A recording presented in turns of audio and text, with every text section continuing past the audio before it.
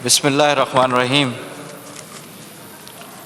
वल्तंज़िरु नफ्सुम मा क़द्दमत लिग़द वत्तक़ुल्लाह इन्नल्लाह ख़बीरुम बिमा तामलून।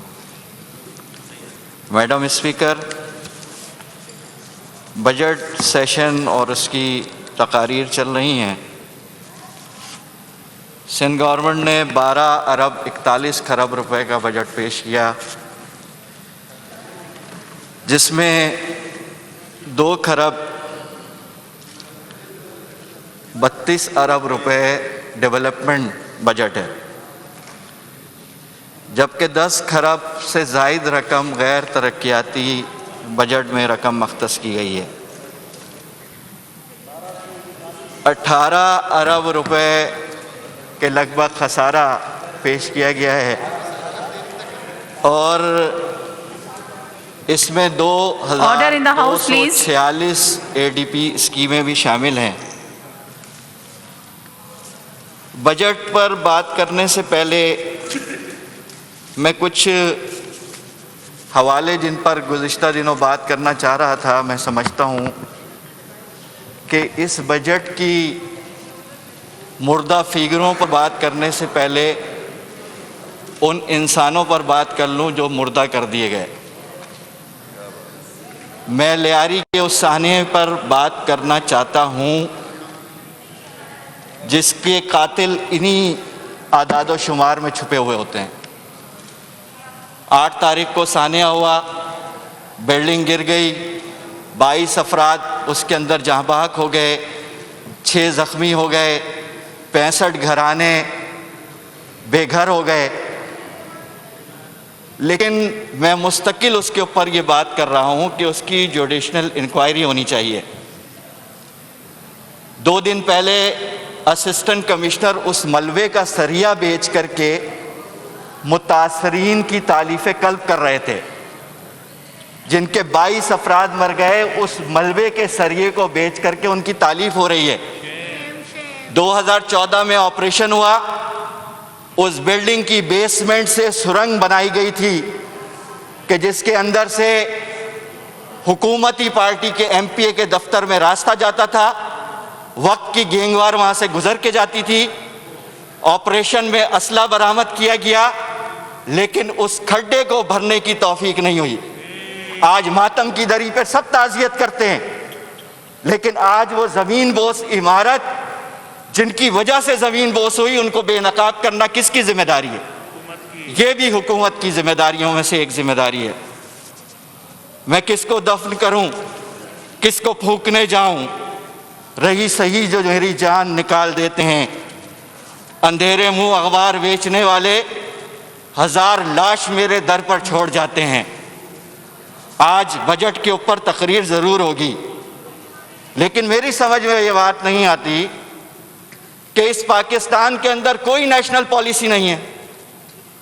हमारे पाकिस्तान में कोई हेल्थ की नेशनल पॉलिसी नहीं, हमारे पाकिस्तान में कोई एजुकेशन की नेशनल पॉलिसी नहीं, हमारे पाकिस्तान में कोई नौजवानों के लिए नेशनल पॉलिसी नहीं। हम 18वीं तरमीम के ऊपर बात करते हैं, बेशक एक बहुत बड़ा कारनामा है, लेकिन इस 18वीं तरमीम ने तो पे दर पे लोगों को जिम्मेदार बनाया है ना। वफाक से बात की जाए वो सूबे की तरफ धकेल देता है, सूबे से बात की जाए वो वफाक की तरफ धकेल देता है, और पाकिस्तान की 22 करोड़ आवाम रुल रही है। बजट तकरीरों के ऊपर तकरीरें हो रही हैं। सूबाई हुकूमत के मेंबरान सूबाई हुकूमत के कसीदा गोई में लगे हैं। वफाकी हुकूमत के इत्तेहादी जो सिंध का अपोजिशन में है, वो वफाकी हुकूमत की कसीदा गोई में।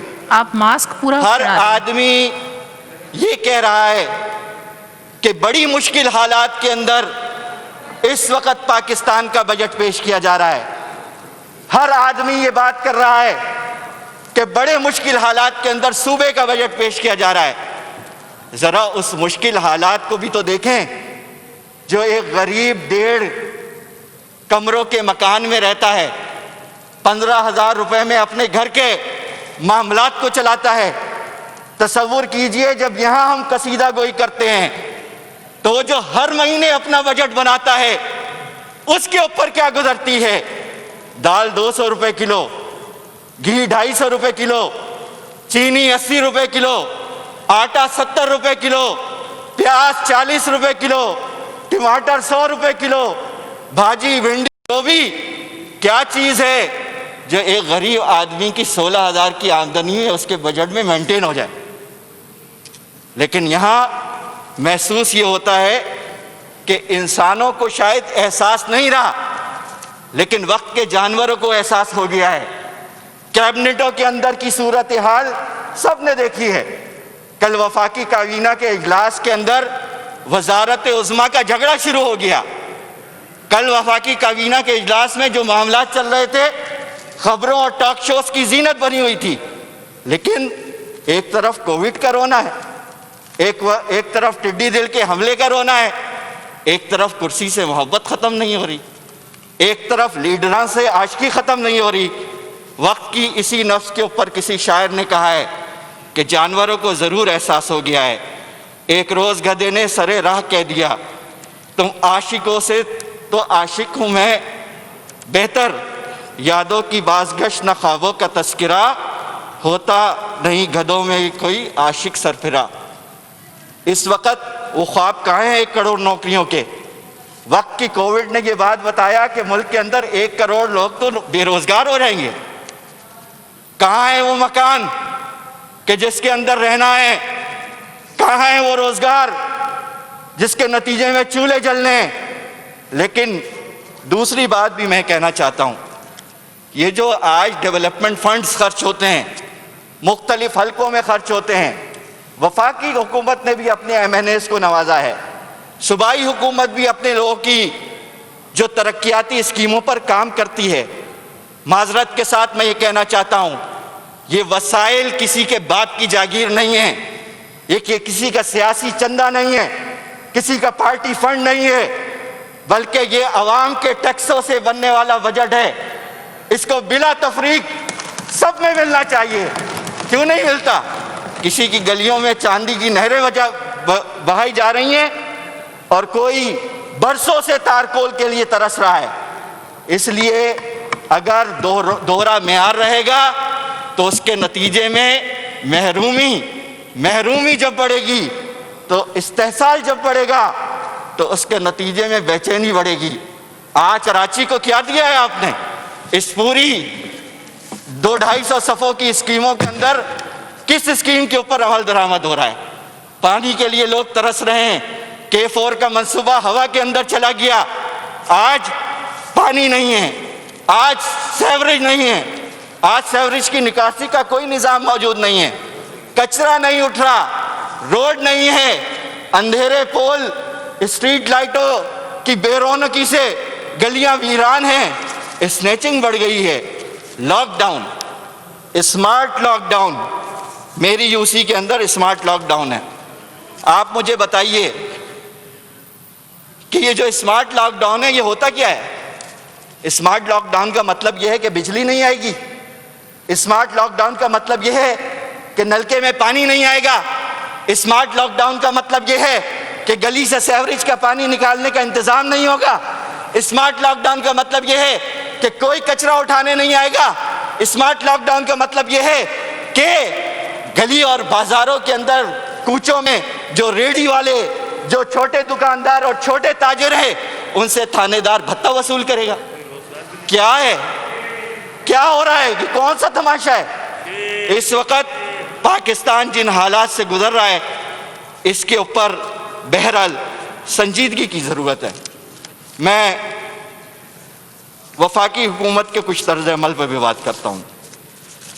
मामलात ये हैं कि आपने कहा कि कोई टैक्स नहीं लगाया। पिछली दफ़ा 5,500 रुपये आपने रेवेन्यू रिकवरी के लिए रखे थे, 3700 वसूल कर ली है और 24% इजाफे के साथ आपने फिर उसको बजट में शामिल कर लिया। इसको कोई बयान करने वाला नहीं है। इनकम टैक्स क्या है? इनकम टैक्स और सेल टैक्स 17% वसूल किया जा रहा है। सेल टैक्स दरअसल सरकारी भत्ता है जो हर आदमी से ज़बरदस्ती वसूल किया जा रहा है। कोविड का अगर इतना ही ख्याल था तो इस सेल्स टैक्स को सिंगल डिजिट में आना चाहिए। आज हमारे पास कोई नेशनल पॉलिसी नहीं। एजुकेशन के हवाले से सूबा ये कहता है ऑनलाइन सिस्टम पर तालीम। मुझे बताएं कि जिस इलाकों में बिजली नहीं है वह ऑनलाइन सिस्टम क्या होता है, किस तरीके से लोग पढ़ेंगे। हम मिसालें देते हैं कोविड के ऊपर, जापान में ये हो रहा है, बरतानिया में ये हो रहा है, चीन में ये हो रहा है, अर्जेंटाइन में भी तो कुछ हो रहा है।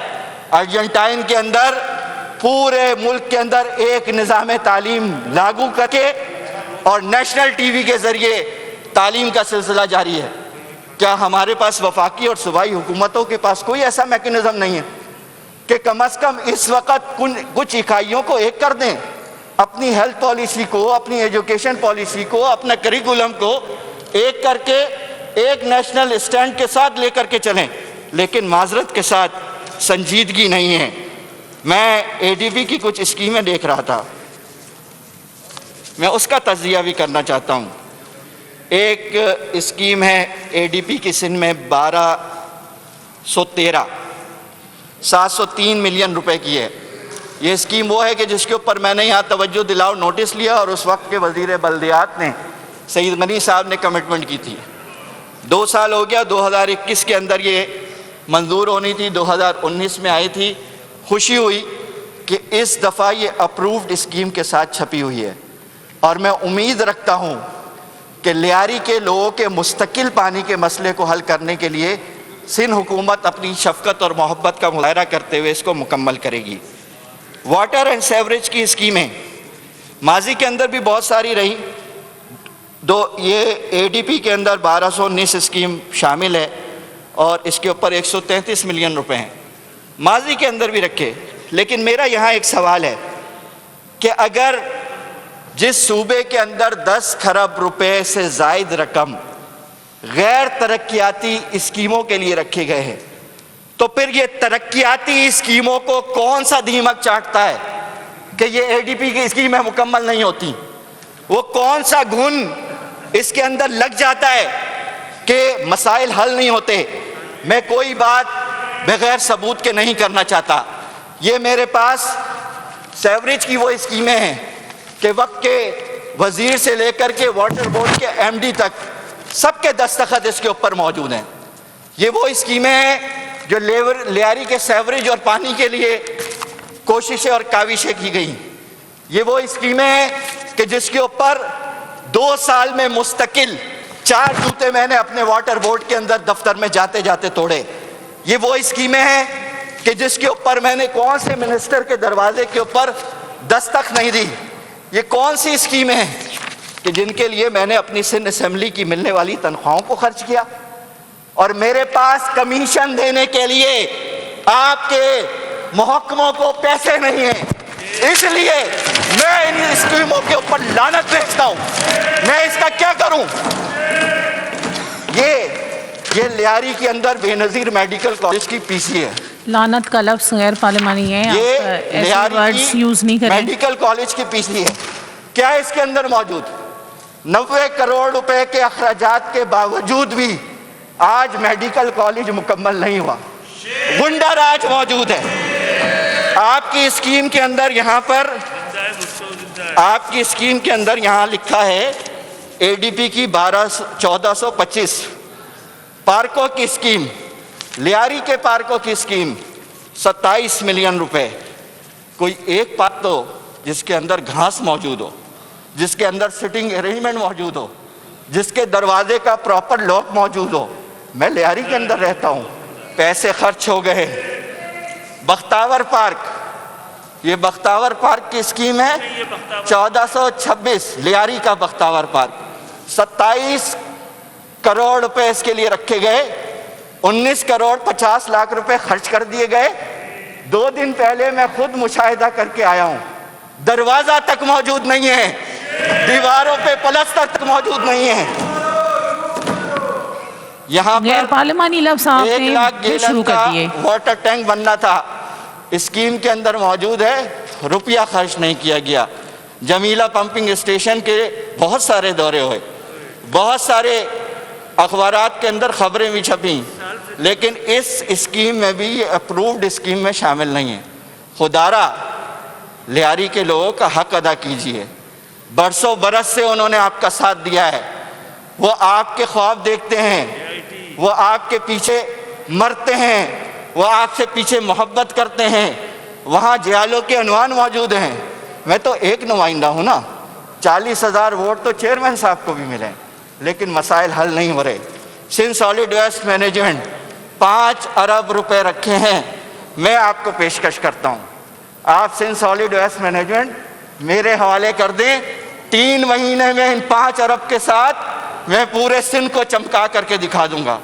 लेकिन आज गलियों से कचरा नहीं उठता है। लियारी के अंदर SIVCD, लियारी, लाड़काना, सक्खर, टंडो मोहम्मद खान, नवाब शाह, खैरपुर, मिट्टी, सब जगह ये पैसे रखे गए हैं। क्या होगा इसके साथ? बिलावल इंजीनियरिंग कॉलेज कई अरसे से इसके अंदर मौजूद है। यहाँ पर मेरे पास बेनज़ीर शहीद में डिग्री कॉलेज लियारी की मैंने कई बार बात की है, आज भी फर्नीचर मौजूद नहीं है, आज भी फर्नीचर मौजूद नहीं है। मैं आप सबसे बहुत मौदवाना गुजारिश करता हूँ, मैं पहले भी ये बात कर चुका हूँ कि अगर मैं आपका हेल्पिंग हैंड बनने के लिए आगे बढ़ा हूँ, मैं ये चाहता हूँ कि लोगों की खिदमत करूँ। मैं जब आपको चीज़ों की निशानदेही करके दे रहा हूँ तो कौन सा मसला है, कौन सा खौफ है? लोग तो आपके हैं ना, अवाम तो आपकी है। आपका पार्टी का नाम भी पाकिस्तान पीपल्स पार्टी है, तो इस पीपल्स पार्टी ने पीपल्स को देना क्या है, इसका तयन कर लीजिए। मेरे हिसाब से हालात इस तरह के हैं जिसके ऊपर रोने के सिवा और कुछ नहीं किया जा सकता। लेकिन मैं ये समझता हूँ कि मैंने बचपन से फ़कत एक सबक सीखा है, जो हो जालिम वो बहादुर नहीं होता। मैं ये समझता हूँ कि आपको किरदार अदा करने के लिए आगे बढ़ना पड़ेगा। इस वक्त कराची के अंदर के इलेक्ट्रिक की बदमाशी, कब तक हम धरने करेंगे, कब तक हम मुजाहरे करेंगे, कब तक हम अपने बच्चों के पेट काट करके ओवर बिलिंग की मद के अंदर पैसे भरेंगे? ये वफाकी हुकूमत की जिम्मेदारी है, ये वफाकी हुकूमत की जिम्मेदारी है कि इसके इलेक्ट्रिक को लगाम दे। महसूस ये होता है कि हुकूमतों के मातहत महकमे काम नहीं कर रहे, बल्कि इन महकमों के मातहत हुकूमतें काम कर रही हैं। इस वक्त 14 घंटे की लाइट लोड शेडिंग की जा रही है, जिसके नतीजे में सेवरेज का पंपिंग स्टेशन नहीं चलता, जिसके नतीजे में वाटर की सप्लाई नहीं होती, जिसके नतीजे में बच्चों की पढ़ाई डिस्टर्ब हो रही है, जिसके नतीजे में लॉकडाउन, 109 यूनियन काउंसिल से स्मार्ट लॉकडाउन है, अंधेरे में लॉकडाउन, पानी के बगैर लॉकडाउन, बिजली के बगैर लॉकडाउन। मेरा ये ख्याल है कि ये अहमकाना निज़ाम कि जिसके ऊपर खामखा दाद और तहसीन के टोकरे बरसाए जा रहे हैं, मैं अपने PTI के साथियों से भी कहता हूँ, मैं MKM के साथियों से भी कहता हूँ, मैं पीपल्स पार्टी के लोगों से भी कहता हूँ, सबके लोग हैं, सबकी आवाम है, सबका किरदार है। मैं TLP के साथियों से भी कहता हूँ, मैं सबसे ये बात कहता हूँ, देखिए अपने लोगों को से हमदर्दी करना सीखिए, उनके लिए निकल आइए, उनके लिए मसाइल को हल करने की कोशिश कीजिए। 23 करोड़ रुपए अय्याज सम्मो नर्सिंग स्कूल के बच्चों के लिए मुशायरा रखा है। मैं इसके ऊपर बात कर चुका हूँ माजी के अंदर, मैडम अजरा पेचो के बिल में। अगर मुझे इस 23 करोड़ को तो छोड़ें जो अभी रखा है, माजी के अंदर जो आप 14,000 रुपये और 16,000 रुपये देते हैं, मुझे कोई 50 बच्चे लाकर ऐसे दे दें कि जिनको ये मुशायरे की रकम मुकर्ररा मिल गई है, तो मैं असेंबली की सीट से मुस्तफ़ी हो जाऊंगा, मैं असेंबली की सीट से मुस्तफ़ी हो जाऊंगा। मैं मुस्तकिल एक बात कर रहा हूं, मैं मुस्तकिल निशानदेही करा रहा हूं कि आप चोरों के हवाले अपनी मेहनतों को ना करें। आपने मुस्तकिल मेहनत करके लियारी जनरल हॉस्पिटल को ठीक किया। मैंने यहां उस दिन बात की, डॉक्टर्स का ट्रांसफर हुआ, 2 दिन के बाद मुझे दोबारा रिवर्स ऑर्डर मिल गया।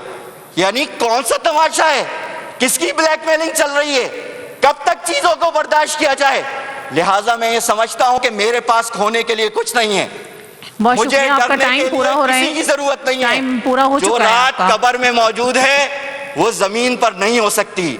लेकिन अगर मैं हक के साथ खड़ा हूं और लोगों ने मुझ पर एतमाद किया है तो मैं बांगे दोहल उन सारी चीज़ों की निशानदेही करता रहूंगा कि जिसके नतीजे में आवाम का इस्तेहसाल हो रहा है। मैं कुछ तजावीज़ देना चाहता हूं। पहली तजवीज़ ये है कि आपने बजट के अंदर सरकारी मुलाजमीन की तनख्वाहों का इजाफा किया, बड़ी जुर्रत का मुजाहरा किया। इन मुश्किल हालात के अंदर पीपल्स पार्टी की हुकूमत ने ये इकदाम करके जो फैसला किया है ये बहुत अच्छा है।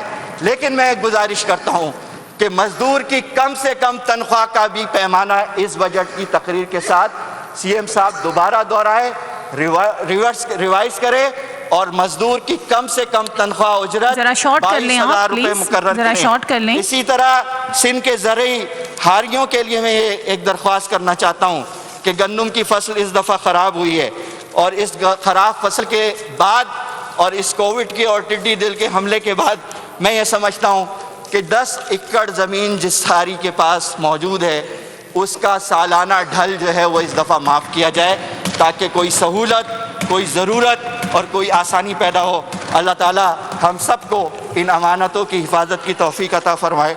व आखिर दावाना अल्हम्दुलिल्लाहि रब्बिल बहुत आलमीन। शुक्रिया जी। डॉक्टर अज़हर